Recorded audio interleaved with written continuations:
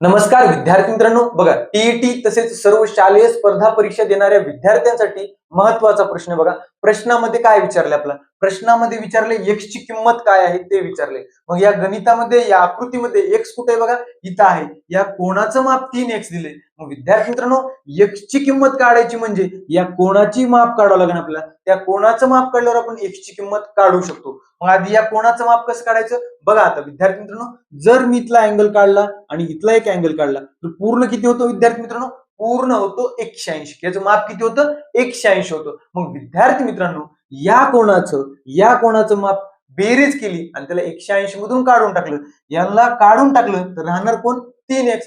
तसंच काढायचंय. मग विद्यार्थी मित्रांनो, या कोणाचं माप किती येतंय ते आधी आपण काढून घेऊ. बघा, या त्रिकोणाचा विचार करा. हा त्रिकोणाच्या तिन्ही बाजू कशा आहेत, सारख्या आहेत. म्हणजे हा त्रिकोण झाला इक्विलॅटरल ट्रायंगल किंवा समभुज त्रिकोण. समभुज त्रिकोण म्हणल्यावर प्रत्येक कोण 60-60 अंशाचा असतो. किती, 60-60 अंशाचा. म्हणजे इथला कोण मिळाला 60 अंश.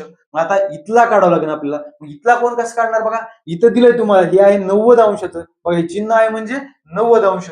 इथं आहे 27. मग विद्यार्थी मित्रांनो, त्रिकोणाच्या तीनही कोणाची बेरीज किती असते, 180. त्यापैकी हा 90 आहे आणि हा 27 आहे. मग 90 आणि 27 किती, 117. मग 180 मधून 117 वजा करा, किती उरतात विद्यार्थी मित्रांनो, 180 मधून 117 वजा केले तर उरतात 63. म्हणजे या कोणाचं माप किती आलं, 63 अंश.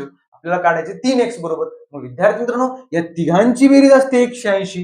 हे दोघं वजा करून टाका त्यातून, त्याचं माप येऊन जाईल. बघा, 60 आणि 63 किती विद्यार्थी मित्रांनो, 60 आणि 63 123. किती आलं, 123 आलं. याला 180 मधून वजा करा, याला जर 180 मधून वजा केलं तर किती उरतं, 10 तून 3 गेले 7, 7तून 2 गेले 5. किती आलं, ह्या बघा 3x बरोबर किती आलं, 57. पण आपल्याला 3x ची किंमत काढायची नाही, आपल्याला काढायची x ची किंमत.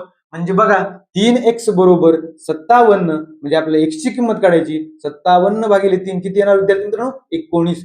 x ची किंमत किती येणार, 19 अंश. धन्यवाद.